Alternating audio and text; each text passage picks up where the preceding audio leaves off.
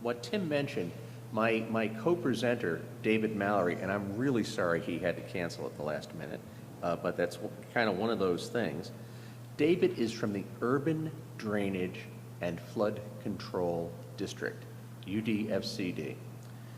What David was going to talk about is some successful examples of using the techniques that you're going to hear about from me in the real world, dealing with a very seriously unhappy mayor and a very seriously unhappy developer about floodway development. And the techniques that we used together, he and I, actually worked to come up with a proper resolution of an extremely difficult situation. We'll be talking about a specific example of something that worked in, let me see if I can get this right. I always mispronounce this. Miami, Oklahoma. I got close. Miami. And how that actually, I was an integral part of that negotiation, and that worked very well, I believe, as I understand the matter anyway. David and the Urban Drainage and Flood Control District have produced a brochure. It is available online. It's also available in print. And his thing is the only document that exists in the entire United States that talks to developers in words that they are interested in hearing. Really one word: money. And they show them how, using better standards, they can develop in a way that will save actual money on construction and reduce, based on actual examples, reduce their marketing costs to near zero because the properties sell themselves. They use water as an amenity. They use green infrastructure to save on pipes and things like that. And it's just absolutely remarkable how well that works when it's presented in a way that people are actually interested in hearing about. I hope it's not too much of a revelation for anyone that people that are in the development game are interested in making money. And there's nothing wrong with that. That's entirely appropriate. That's their job to do that. It's entirely appropriate. So with that in mind, oh dear, did I just screw this up? I may have. Let's see if we can get this. I changed the slide. I cut down on this a little bit here. So let's see if we can open this. Oh dear. I may need technical support up here. I just may have made this too big. Try that. Let's try this. Are you trying to get into presentation mode? Yeah, I think a miracle. It worked. So we're talking about reaching out to the whole community in a way to essentially sell a product. How many of you folks have experience in sales? How many of you consider yourself salespeople right now? I'm glad to see that, because I believe that we are selling a product, and the product is a safer, better future. A future where we can very much demonstrate that this is an enormous business opportunity. Stefan Hollegat from the World Bank at a conference I spoke at in Europe pointed out that this world of ours, the society we live in, will in fact spend trillions of dollars on adaptation. We're either going to adapt before things get really horribly bad, during, or after. We're going to spend the bucks. And so it's a time for businesses to say, hey, I want to be part of doing that expenditure of money. The message I want to give you throughout this, we want to give you, is that safe development, low impact development, development that doesn't harm your neighbors, is legal, equitable, practicable, and defensible in court. And let's be clear, there is a flip side of that slide as well. Stuff that we are doing the way we are doing it now is improper. It is not defensible in court. It is not equitable. It is unfair. It is unjust.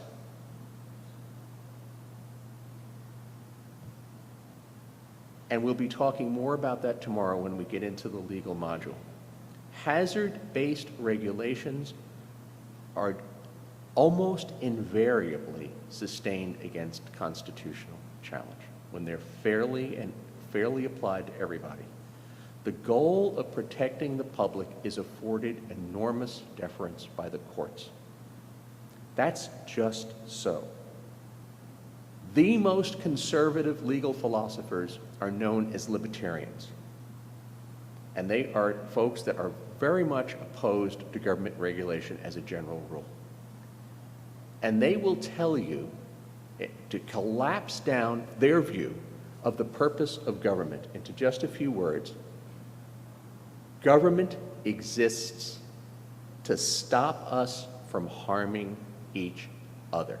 That is a fundamental core principle of why we as a species of creature invented government, to stop us from harming each other. All of you in this room are engaged at the very core part of the government principle, stopping people from harming each other. Tomorrow we'll talk in the legal part about how that is absolutely fundamental to our concept of property rights. Nobody owns the right to harm their neighbor unless they buy it somehow. You can buy that right. You can buy the right to flood property. We want to get the idea across that we would urge you all to consider higher standards for flood stuff along the lines of the community rating system, keeping in mind the uncertainties in flood elevation. We have engineers in the room. We saw that this morning. Engineers will tell you that when you have a really important number in the design of a project, you put a confidence envelope around that number. You want to have a certain percentage probability that you're correct and a certain percentage probability that you're incorrect. It's called a confidence envelope. And a good engineer traditionally uses a confidence envelope of 95-5. 95% chance that they're correct and a 5% chance they're wrong. A perhaps less thorough engineer would use a 90-10. The probability of a base flood elevation being correct according to the design standards of base flood elevations contained in Bulletin 17B from the Water Resources Council is that you're seeking a 50% confidence interval. That's appropriate for a flood insurance rate calculation. In insurance, we have a saying, what we lose on the bananas, we make up for on the oranges. If we're half right, that's good enough. We can do an actuarial rate. And it's probably about as good as you can get realistically because we're looking out into the future, a long time out. You need to look at the consequences when a critical facility, as I defined it this morning, it's a water treatment plant, sure, of course that's a critical facility, an emergency operations center, but anything else that's critical to the economic vitality of the community. Don mentioned a 50% chance that a 1% flood would be exceeded in 70 years, or a number similar to that. What's the life expectancy of this facility? What's the life expectancy? Where are my tickets? What's the life expectancy? Can somebody pass me up the roll? I don't want to leave the microphone.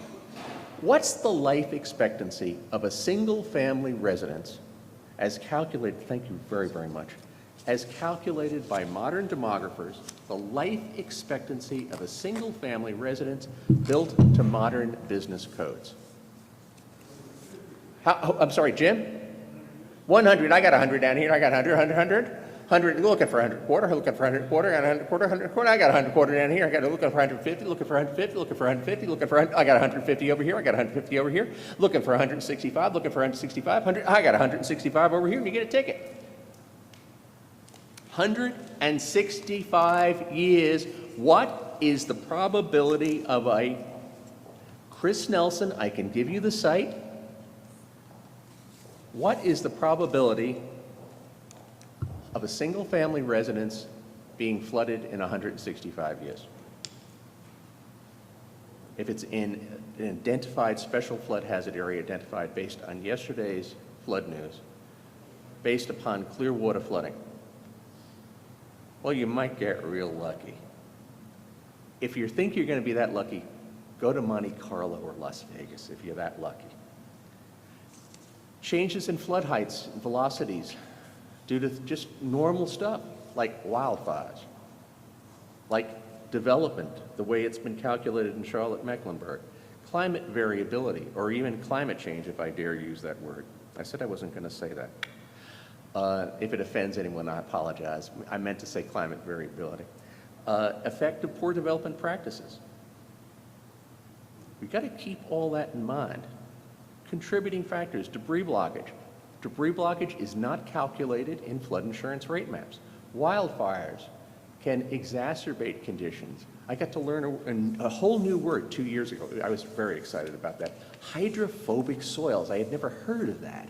Hydrophobic soils. It's basically clay, 100% runoff.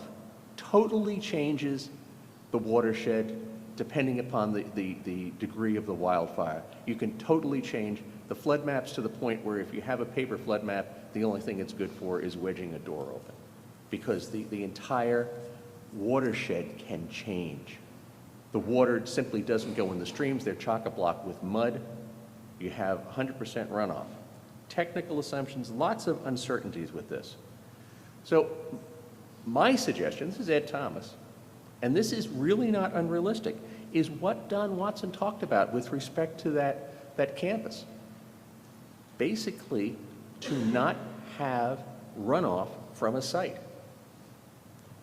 Runoff that can harm your neighbor, not to change natural conditions. And I'll tell you this, you look, as I have looked at, I'm a lawyer, looked at thousands of cases in court. Thousands of cases I've looked at. Courts favor natural conditions. When you change natural conditions, you may well find yourself in a situation where you're going to be held liable. And we'll talk about that tomorrow. So we know about low impact development, and this is not weird. This idea of not having runoff harming your neighbors. I think that this is very similar to a policy letter from the Army Corps of Engineers talking about what to do after they put a project in. And my thought is, well, gee, if it's good after they put a project in, how about doing it before they put a project in? What do you think? Land use regulations that are more serious than the NFIP with respect to floodway, to modify things, no net increase in runoff, have a warning system, and flood-proof structures. And the U.S. Supreme Court clearly, in my opinion, agrees with this. Recently had a case that I'll be talking about tomorrow. This is from the Coons case, which has generated tremendous controversy, and I will be talking about it in some detail tomorrow. Supreme Court, the most conservative court, one of the most conservative justices in American history. What does he have to say about land use? Insisting that landowners internalize the negative externalities of their conduct is a hallmark of responsible land use planning, and we have long sustained this against constitutional attack. It's all we're talking about here is having people internalize the bad results of their development. So how can we do this? We need to think about how we can deal with this situation, even despite any controversy about climate change. And we do this with principled negotiation and outreach to other people, talking about safe, sustainable development, talking about a positive path forward, a path that, yes, we can do this as a society with people in their own lingo about their concerns, their passions, their beliefs, their fears, and their vision. Talking about an opportunity, not gloom and doom. Business as usual simply isn't working. We need to build bridges, make friends, and reach across to people that may not like us and we may not like. I mean, some people have a natural reaction against government bureaucrats. Some people don't like federal bureaucrats. Some people don't like state bureaucrats. Some people don't like private industry. Some people don't like Catholics. I mean, what can I tell you? They got all sorts of reasons not to like each other, but we can engage them in a principled way. And we do this by finding out what they care about so that we can develop a message. Our message of safe development, of a safer future, of disaster risk reduction, is common ground with just about everybody. I've met a lot of very odd people in my time. I have never met anyone that thinks that what we need is more disaster victims. I have never met anyone that thought, God, did you see that disaster? That was great. What we need is more New Orleans. What we need is more Sandys. I mean, that's just too weird. So how do we get to know these folks? It was mentioned earlier in this. We listen to each other. We discuss, we talk, we learn, we show that we care what they care about. People that don't believe in climate change, or who know what climate change is, and they know that it's hooey, they may follow the senator from Oklahoma, Senator Imhoff, who has written an entire book about this, that's a fraud. They believe in other things. They believe in other things that we can talk to them about. They believe in God, the United States, and helping one's neighbor. They believe in the stewardship of the earth.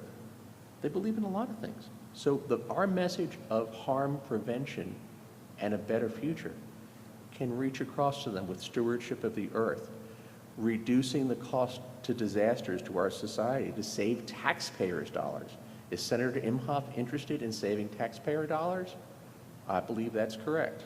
Are these other folks? Also. And also we can throw in avoiding litigation. We can talk about estate planning.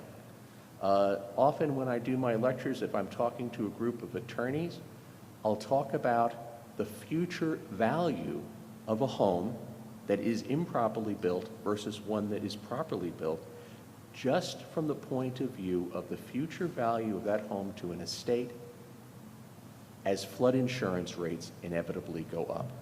We have seen some homes, second homes on the coast, whose flood insurance premiums have skyrocketed 5, 6, 10-fold. That influences the value of that property. So we got to find out what's the hook that's going to draw people in. To environmentalists, the kind of development that's documented in Don Watson's book that's on the table up here, Designed for Flooding, that will tremendously protect our groundwater and naturally and beneficial values. It keeps stuff out of the waterways. It protects threatened and endangered species. There's a lot of litigation going on around the country. It has not taken place, to my knowledge, in Oklahoma yet so far this week, about how the minimum standards of the flood insurance program as implemented are harming threatened or endangered species.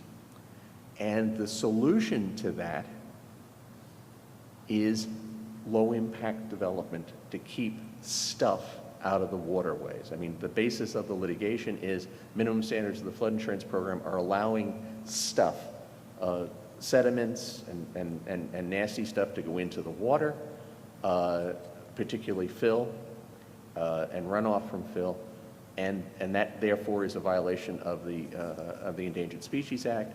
And this has been sustained in courts from Florida up to Oregon and Washington State. Doing safe, proper design avoids that sort of stuff. It helps with energy conservation, and again, it avoids litigation. People that are So many of the folks in the Don Watson Ors publication, the folks that are involved in resilience and sustainability, are passionate about the need to reduce carbon emissions. And that's a good thing. That's a fine thing to do. And some of them have a hard time with what we're trying to do with this disaster risk reduction. And they say it takes away from the reduction of carbon. We need to really concentrate on that. But if we, according to scientists that I have listened to, if we stopped carbon emissions on the planet, we just had a miracle, and all of a sudden we stopped burning diesel and gas and propane and natural gas and all that, we would have the same results in terms of sea level rise and an uncertain climate for a couple hundred years anyway. And that reduction is not, we can't just go from now to a zero carbon future overnight. I mean, we're going to have, to the extent that anyone believes in anthropogenic climate change, it's going to be going on for years and years. So we have to do adaptation, we have to do elevation, we have to do better stewardship anyway. Safe construction is going to be needed regardless about what happens with carbon. Just thinking about community's economy, the messages on devastation to a community economy, thinking about a message based on economy for people that are concerned about underrepresented people, people of color, small businesses, the 50% of the small businesses that will go out of business following a major disaster, at least 50%, possibly more.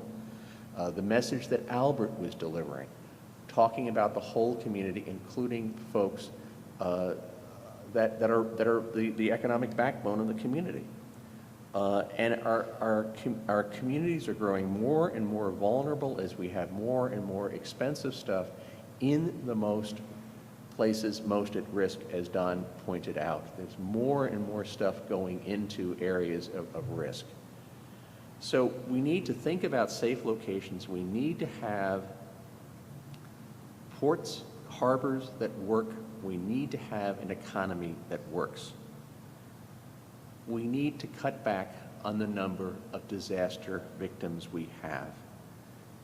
I know that a lot of people object to the use of the word disaster victim. We're supposed to say disaster survivor. It's more politically correct. But what I say is, before people are disaster survivors, they're first disaster victims. They are victimized by improper and unsafe construction. So we want to change this around and think about the protection of everyone, including the most vulnerable people, the underrepresented people, the people that Jackie Patterson talks about in her wonderful book for NAACP. We need to view crises as an opportunity to get a message across of, we can do this better. We can prevent much destruction from wildfire with building construction techniques for new buildings, and also for actions on both a individual, a community, a subdivision basis, and those are well articulated in NHMA's publications. We need to think about how we can relate what we're trying to do to, like drought, for example. If you follow good low-impact design techniques, you're going to help alleviate droughts, because low-impact design techniques help you put water where you really want it to be. This is a question that Don Watson asked in Utah. Where do we want water to be? Right over there. Actually, we'll do two. Come on up, both of you. In the aquifer. We don't want it rush into the ocean. We want it in the aquifer. That's where we want it. And how do you do that? You retain it, you detain it so that it can flow down as it would in natural conditions. And that will also improve water quality. It will also reduce floods. and provide for economic benefits. So how can we negotiate this? Well, there are 4 books I want to mention. The first is Getting to Yes. This is a classic book on negotiation. How many of you have had a chance to read Getting to Yes? This book, wow, I got to tell you, this is a great book. It's, geez, I think I got my last copy on Amazon for about $2. I mean, it cost more for the postage than it did for the book. I would recommend the first edition. It's outstanding, and it's good even for buying a car or talking to your neighbor about a problem. It's really excellent. The co-author of that book, it's by Fisher and Ury. The co-author, Ury, has a book out that we'll be talking about a little bit more called The Power of the Positive No. How many have read The Power of the Positive No? Great book. Sounds like a weird title, but you'll see more about this. Next one is Floodplain Management. Those of you that are real floodplain management junkies, Bob Freitag's edited book, it looks like somebody had read that. Outstanding, absolutely outstanding book that I really recommend to everybody. And the other is the book that's on this table over here by Don Watson and Michelle Adams, Design for Flooding. So let's talk a little bit about Getting to Yes. Getting to Yes, it focuses on principled negotiation. And of course, from our perspective, we want that principle to be do no harm. We want that principle to be a modern statement of the ancient property rights doctrine, sic utere tuum et alienum non ledas. Use your property so you do not harm others. And we'll talk about that in the legal lecture tomorrow. We want to talk about this in terms of asking folks when we discuss a project to ask to agree to principles. Can we all agree here today when we're talking about this project that you're proposing that we want a project that will not result in lawsuits against municipal officials? That it's going in a manner that won't harm water quality, increase velocities, or flood other people, and it will consider the due process and equal protection of all. Can you agree to that? Everybody on board with that as a set of principles? I mean, who's going to argue with this? The developer says, no, I don't care about the mayor, and I don't care if he gets sued. It's like, oh, really? Write it down on a sheet of paper and tell the mayor. I mean, nobody in their right mind really, I think, could successfully say, I couldn't agree to that. Once you get them to agree to this principle, it's time for your afternoon nap, because you won. It's over.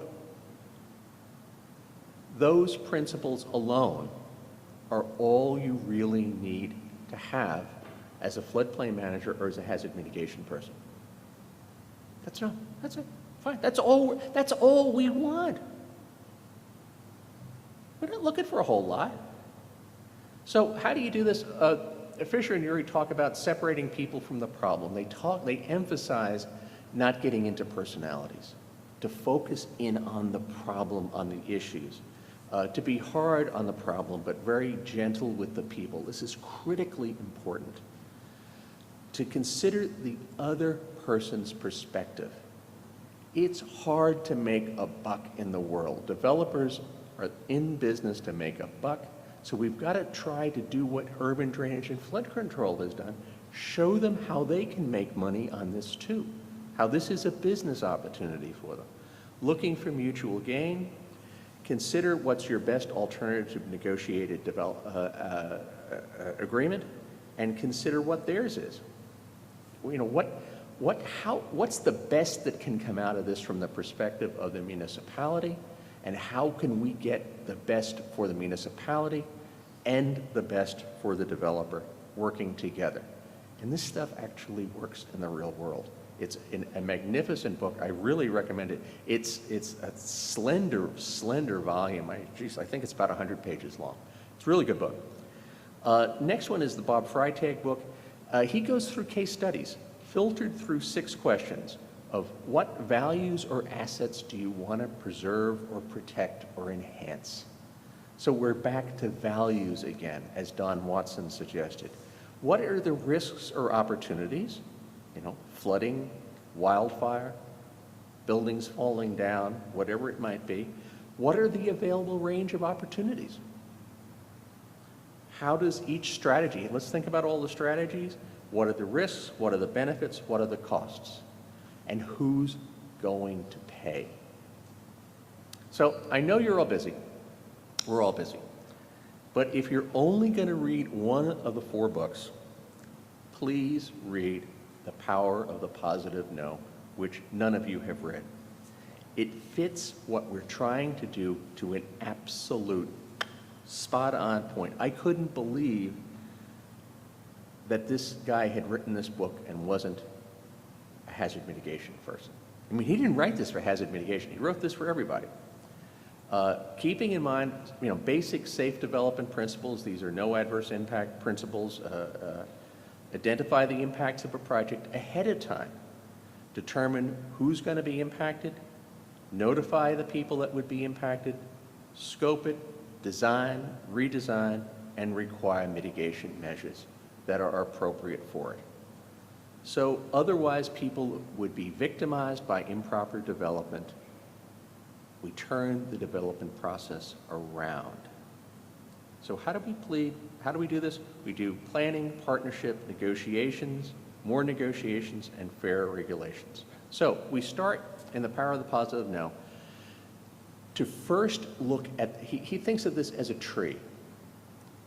And we're going to look at the roots, the commonality, the yes.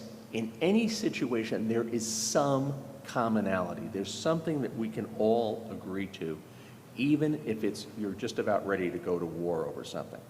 We don't ever start with the word no. We ban no from the beginning of the discussion. We start with what we're for. If you're a local official and you're a floodplain manager or hazard mitigation person, you want to start with saying, we are in favor of development in our community. We are. We need tax revenue. We recognize that. We're in favor of that. We want you here, Mr. or Mrs. Developer. We go from reactive to proactive. We keep in mind that the biggest obstacle to any successful negotiation is us. We need to be ready to take a timeout. Uri calls this going to the balcony. He talks about being engaged in negotiation and being so incensed with the other person that the best possible thing that he could do was get up and go outside. Just listen to your emotions and control them.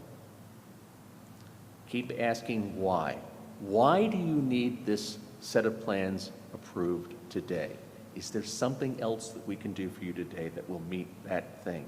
You need the set of plans approved because the bank wants them approved today. Well, will the bank take a letter from me that says we have them under review and we hope to be able to conclude this negotiation successfully? I don't know. What can we do to try and meet your interests and protect ours? What are our values? Our values are safety, sustainability, and protecting the property and rights of everyone in the community. Find it safe. Are you willing to agree, Mr. and Mrs. Developer, that we have to consider others? Are you for safe and sustainable development? You want a nice project here? Supreme Court said you can't externalize your cost to other people. You're going to channel emotion into action. There's a yes someplace in there that we can find at the root of the problems. There's a commonality of stewardship of the earth. There's something there that's common, that's based on the yes. You find something positive about the project. Then there's what Uri calls the positive no, and that's the trunk of the tree. That is, we've got to understand that you have to be prepared for saying this no. You got to KNOW what you're talking about before you say NO. As Cervantes said, to be prepared is half the victory. And I think you're getting prepared for this today. That's what this session is about. We need to have a good understanding of why what they're proposing would be a problem and how they could change that. What could be done to change that? Are there other people in town that might share your interests in the water quality community or the resource community? You want to take away their ability to launch a surprise attack by perhaps keeping the mayor informed or keeping the county manager informed or keeping your boss informed. And consider the worst case. And then, this is not so much from Uri, this is from Ed Thomas. Consider the worst case if you say yes when you should have said no. I call this the mirror test. And it's kind of a long story. At one point in my life, I was being asked to review emergency evacuation plans for a nuclear power plant. And the plans were a not very funny joke. And I said, plans are unacceptable. And I was strongly encouraged to have a very different view on that at multiple levels, to the point of threatening my life and my livelihood and my new law degree and all that kind of stuff. And it was very unpleasant. And one day when I was in the middle of all that stuff, I happened to look at myself in the mirror when I was shaving. You know, normally you don't. You look at a little piece of yourself. I just happened to catch a view of this very haggard, very tired face. And I had no problem looking at myself in the mirror. If I had knuckled under, I don't want to think about it. You got to look at yourself in the mirror. You got to live with yourself. So you have to think about what's the worst thing that can happen. And the very worst thing that can happen is you say no to something you should have said, you say yes to something you should have said no to, and you got to live with it for the rest of your life. So questions to consider when you're saying no: do you have an interest? Do you have the power? Do you have the right? And ask those same questions about saying yes. You know, what are your interests? What is your power? What is your life, right? As you come up with the real reasons for saying no, you also empower private industry to do what it does best: solve problems. Here are the problems with your development. Go solve them. I'll help. I'll provide technical support. But go solve your problems. Make sure that your no doesn't burn bridges. Be respectful.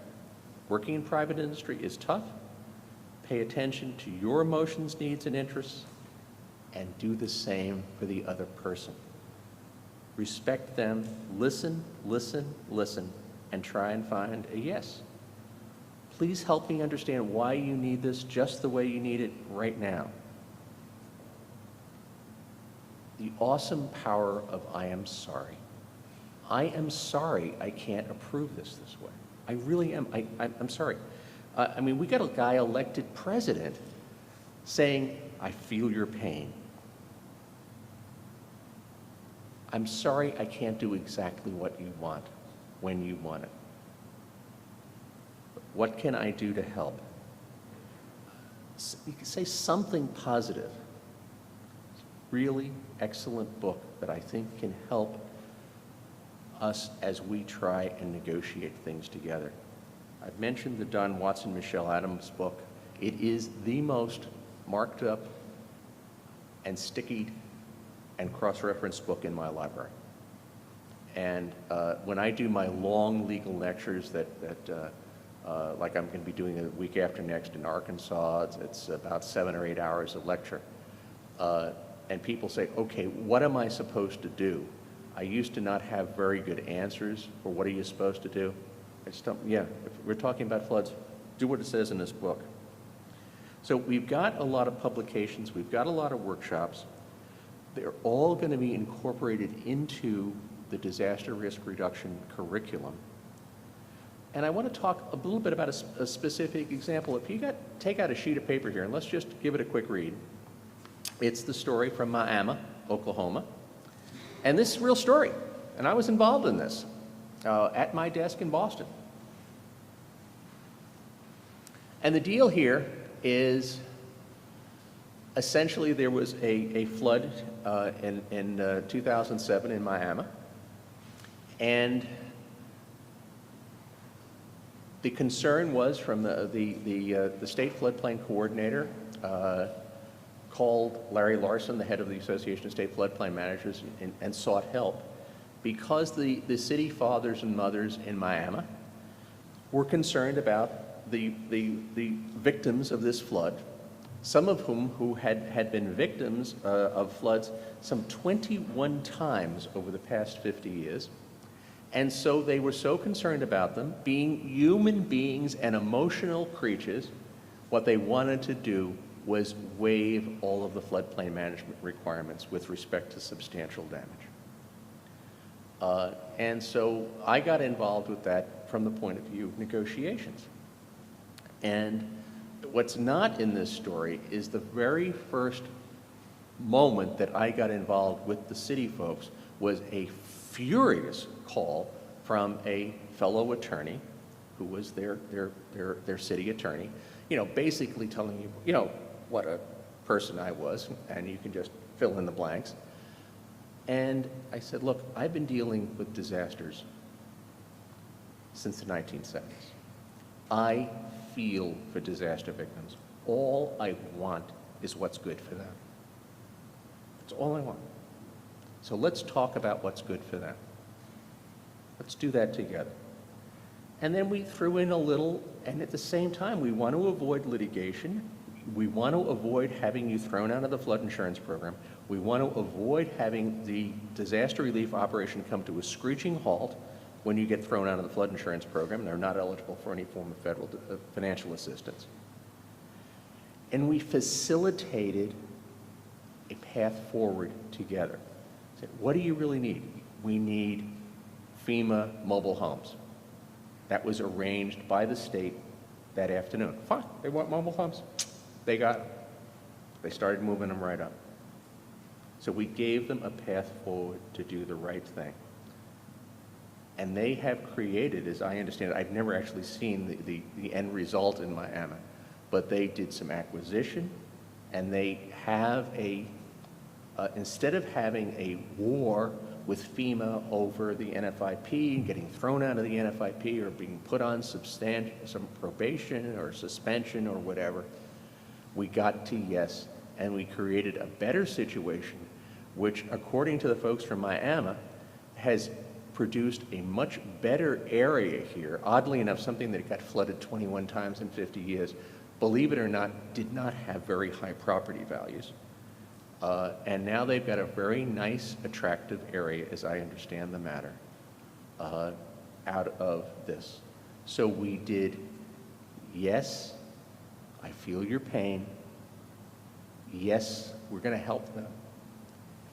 No, you are going to be in serious problems if you waive the substantial damage requirements of the NFIP. And now let's work this together, the flowering part of the tree. How can we solve this problem? We're going to solve it with trailers. We sent them a copy of the Patchwork Quilt publication that showed the cornucopia of programs that were available for the disaster survivors so that they could rebuild their lives bouncing forward and better. And that's actually what happened.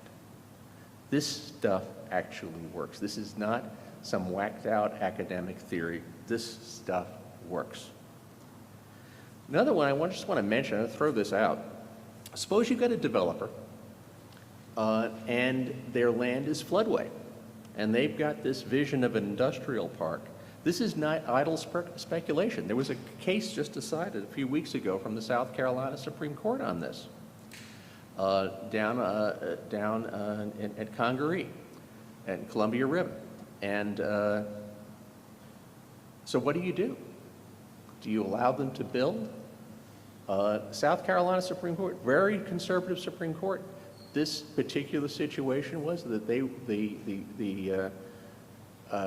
county, Columbia County, had much higher standards of the flood insurance program than are required, and did not allow these people to build at all. No building. And the South Carolina Supreme Court basically said, what? Of course. Building there would harm other people. It's been well known for years and years that this was floodway. You bought it with your eyes open. What's your problem? And we could talk about that just a little bit tomorrow in the legal section. But the other one, suppose you have a new flood map that comes out, and all of a sudden, property that was zoned industrial, that perhaps the municipality or the county really wanted to put industry there, is now floodway. Is that maybe a different situation? It could be. And there might be some things to do about that. I mean, as we all know, floodways are designated by FEMA, correct?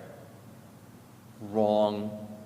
Floodways are political boundaries within engineering constraints designated on a zoning map by a community.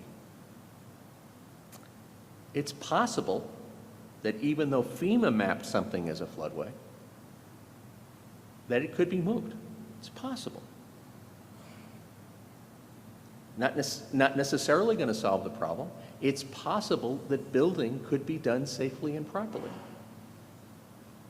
Hydraulic shadows and all that kind of stuff. It's possible. It's also possible that it's a turkey of a site, would be hideously dangerous to build on it, and then we can talk about transferable development rights. We can say, geez, this, you know what? We zoned this industrial, we thought it was a primo site, and it's just not. We can't make this thing work safely.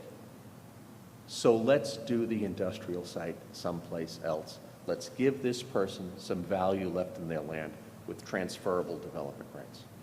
That's another way to go to avoid litigation. So how about this? Let's turn this over to you all. We got tickets up here. You're a local stormwater manager, floodplain manager, and you want the community to adopt higher standards. How are we going to proceed on that? What do you think? Anybody want to take a crack at it? These tickets are going to be worth money. You're going to have a drawing. $100. You're going to tell me what gift cards to buy tonight. Anybody? Can we get the mic? Is the mic up here? Oh, you got it. This is bad. I can tell you something that worked in our community. We're very big on partnerships. None of us try to do anything on our own. And none of us had time to do it on our own. So we were restructuring our floodplain ordinance. It was myself, the county engineer, the floodplain management enforcer, as we call him, and a couple of other people in the room. And we were discussing what we wanted was to get 3 foot of freeboard. We didn't think there was any way and under God's sun that we were going to get that past our county government. For a variety of reasons. We had heard the no word, and we had heard at least 20 reasons why. But in the restructuring of that ordinance, we said, let's put it in, see what happens. And we put it in, and we went as a group, and we explained to the county commission why we wanted the higher standards. We took with us a little PowerPoint presentation that showed some pictures of some past sins, because the people who were on the commission at this time were not any of them were on the commission when we'd had our last major flood. And we wanted to make sure that they understood what it looked like to see some young family's home that was no longer livable, that they understood the ruts in the roads and why school buses couldn't get up them. And we did that presentation, and lo and behold, they gave us no argument whatsoever. They said, we trust you guys, we hired you to do the job, thank you for making this point to us, and we got our 3 foot of freeboard.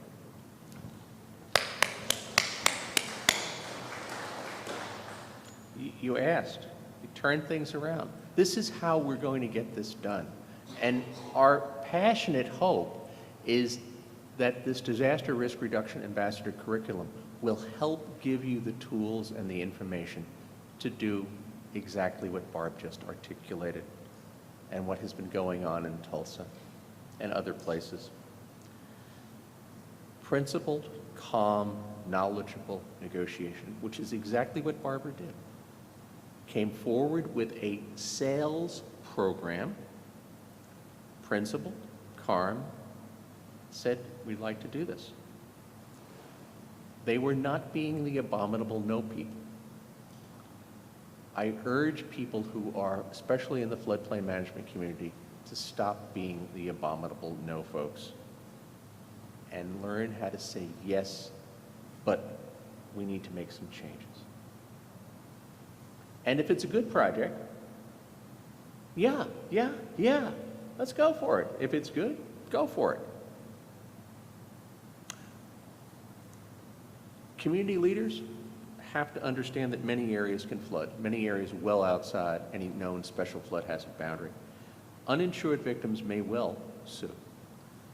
Fair harm prevention regulations protect everybody. All of my friends in community development need to remember that there are 4 principles of community development and housing, that we're seeking housing in communities that are decent, safe, sanitary, and affordable. Flooded, damaged, destroyed buildings, homes fail that vision utterly. They are indecent, they are unsafe, they are unsanitary, they are unaffordable by the flood victims, by the community, by the state, by their nation. We've got to make a choice between higher standards, and all of you will help make that choice on behalf of communities. And I want to close with a thought from our friends at the American Society of Civil Engineers. Don Watson touched on this, and I really want to hammer it. Very similar requirement on the part of architects. And that is, and this is their stuff. This isn't what Ed Thomas thinks or what NHMA thinks or what ASFBM or anybody else thinks.